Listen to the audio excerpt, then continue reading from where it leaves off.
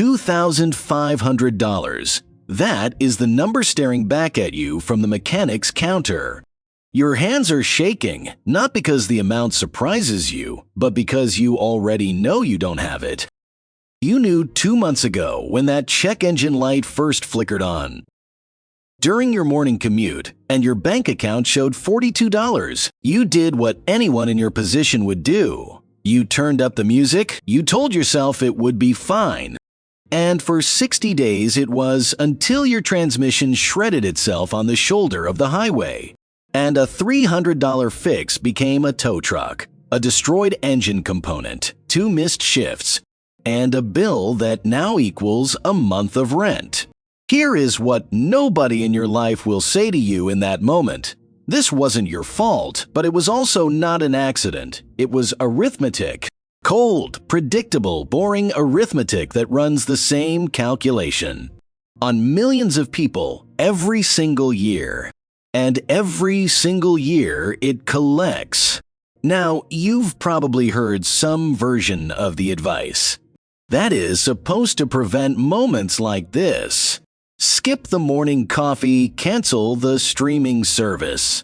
Pack your lunch. Some guru in a rented Lamborghini told you that wealth is just discipline, and poverty is just a series of bad choices, stacked on top of each other. And you believed it at least a little because it sounds logical. It sounds like something you can control. That is exactly why it is so dangerous. Because the moment you accept that framing, you've agreed to a lie that costs you more than any latte ever could. That if you just tried harder, squeezed tighter, wanted it more, the math would eventually work in your favor. It will not, and I can prove it with a pair of boots. Imagine 2 people standing in the same store. One has enough to spend $50 on a solid pair of leather boots, stitched well, built to last a decade. The other has $10, so he grabs the cheap pair, the ones with cardboard soles that dissolve after 1 winter. Next year, he is back for another $10 pair. And the year after that, a decade passes. The man who could afford the good boots spent $50 total, and he still has dry feet. The man who couldn't afford them has spent $100, double the price, and his socks are still wet every single morning. That is not a parable, that is a receipt. And it is running on repeat across every category of your financial life right now. From the interest rate on your car loan to the deposit on your apartment, to the overdraft fee that hits your account at 3 in the morning. When a $4 subscription auto-renews 1 day before payday, 700%, that is not the interest rate on some back alley loan from a guy who breaks kneecaps for a living. That is the effective APR your bank charged you last Tuesday. Here is exactly how it played out. You had $20 sitting in your checking account. A streaming service you signed up for 8 months ago quietly pulled $25 at 2 in the morning. Your balance dropped to negative $5. And before you even opened your eyes that day, the bank had already tacked on a $35 overdraft fee. You borrowed $5 you never asked to borrow. And the institution holding your money charged you 7 times that amount for the privilege. If any person on the street offered you that arrangement, you would call the cops. When a bank does it, they call it standard policy. Now, pull back from that single transaction and look at the full picture. Banks collected billions in overdraft fees last year. Not from everyone, almost exclusively from accounts holding less than $1,000. The people with the least money are generating the most fee revenue.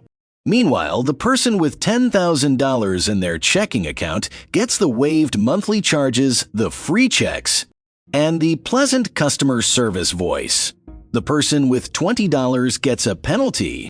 That would be prosecutable if anyone else imposed it. The wealthy earn interest, the broke pay it. Same building, same logo on the door.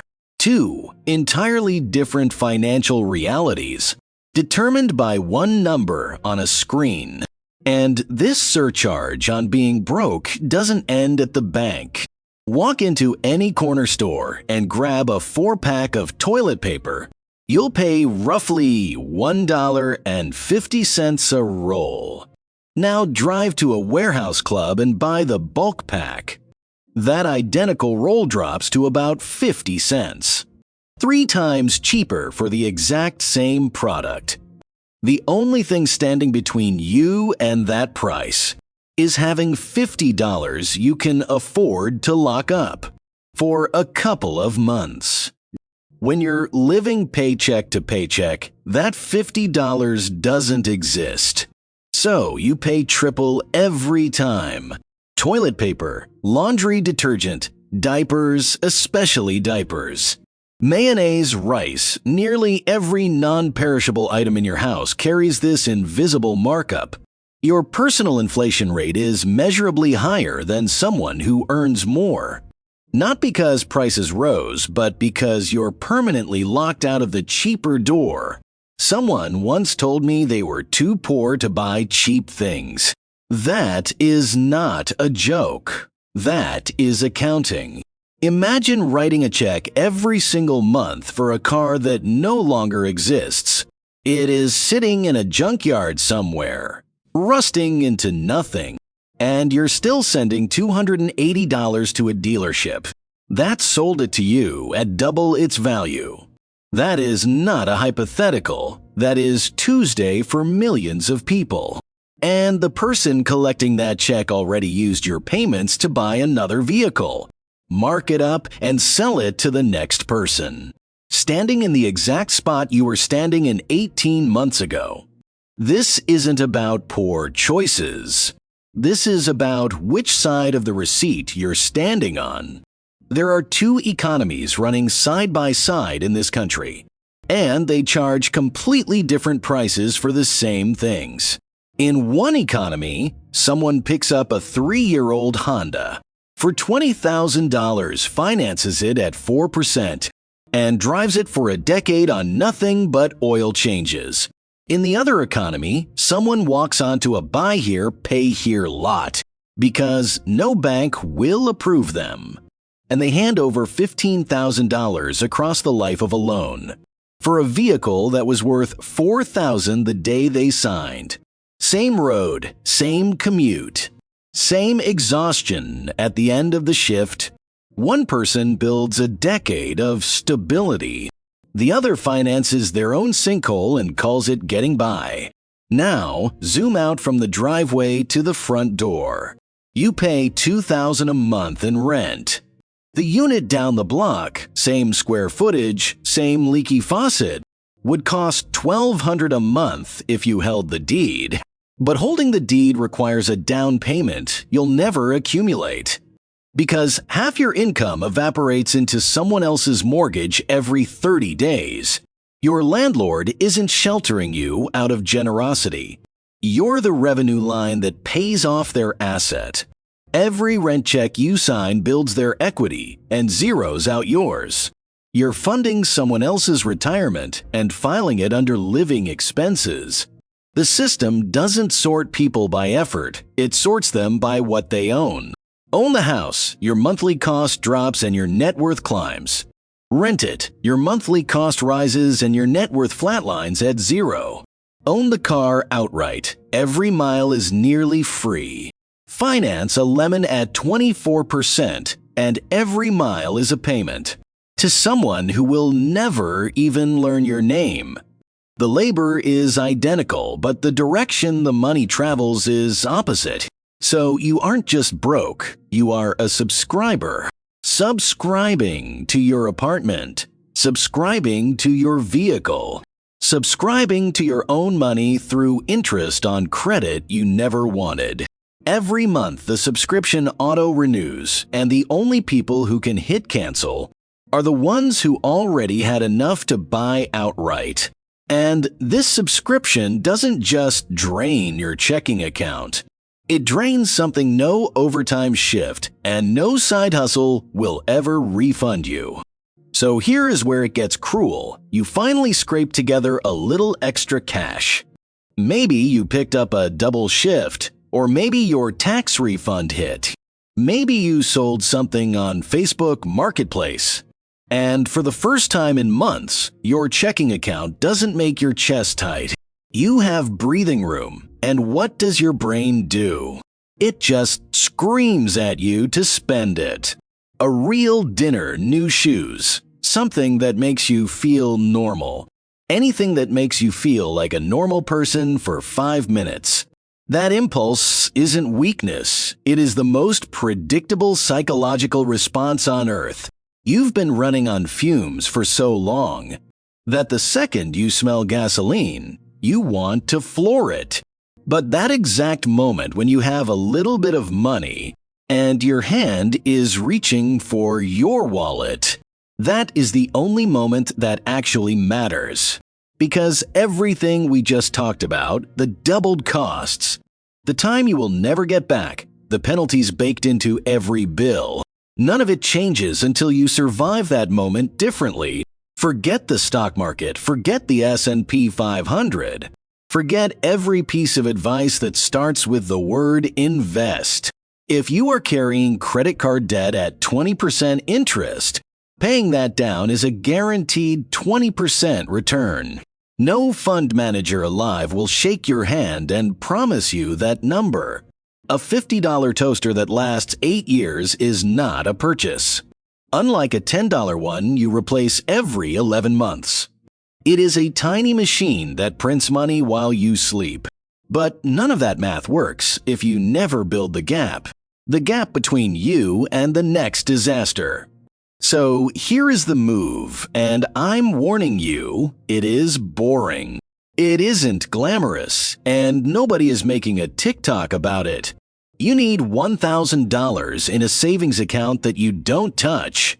That is it. That is the entire play. $1,000 turns a blown tire from a payday loan into a simple Tuesday afternoon inconvenience. It lets you raise your insurance deductible, which quietly drops your monthly premium. It lets you buy the 36-pack instead of the 4-pack. It lets you call the plumber when the drip starts, instead of waiting for the ceiling to cave in. That first 1,000 isn't savings in the way people usually mean it. It is a weapon that flips every equation we've been talking about. It flips it from bleeding to building. And the way you get there is almost offensively simple. Every time you're about to buy something, you ask one question. Does this solve a problem permanently, or does it just make tonight feel better? If the answer is tonight, you put the money in the account and walk away. You don't negotiate with yourself. You don't calculate whether you deserve it. You just execute the rule like a machine. It is boring. It is repetitive. It will feel like punishment some weeks. But that mechanical, joyless repetition is the only thing that actually severs the cycle. Not a budget app, not a vision board. Just that one question asked over and over until the number hits 4 digits. Imagine opening your bank app 6 months from now and seeing a number that doesn't make you flinch. Not a fortune, not some life-changing windfall.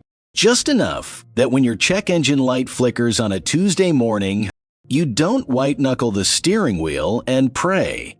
You just call the mechanic. That quiet absence of panic is the only promise worth making, and I refuse to make you any other one. I'm not going to stand here and tell you this is fair. It is not. Getting from zero to your first $10,000 will feel like dragging a refrigerator uphill through wet sand. Meanwhile, someone who already has 10,000 will coast to 100,000 with half the effort. The wind hits you hardest when you have the least protection against it. That is the reality, and anyone selling you a shortcut past it is selling you another trap dressed in a nicer outfit. Sit down tonight with your bank statement and your bills, every single one. Find the cost that exists only because you are broke. Maybe it is the private mortgage insurance you're stuck with because your down payment was just too small. Maybe it is the interest rate on your car loan that a better credit score would have cut in half. Maybe it is the single rolls of paper towels you grab at the gas station because you never have $15 for the bulk pack. Find the biggest one, circle it, then cut everything else you can possibly cut until you have the cash to kill that one leak. Sell the clothes you don't wear, pick up a weekend of deliveries, skip every single subscription for a month. This isn't about earning more, it is a surgical strike against a cost that will keep multiplying if you let it breathe. You aren't building wealth right now. Let go of that pressure. You're building a buffer, a thin wall between you and the next disaster that tries to charge you double for being unprepared. And once that wall exists, even if it is only $500 thick, you've bought yourself something no investment app or crypto tip will ever give you. You've bought the right to say no. No to the predatory loan. No to the payday advance. No to the deal that only looks good because you're desperate. That is the exit, not a penthouse, not a portfolio. Just the ability to make one decision next month that isn't dictated by panic. And if that sounds small to you, good.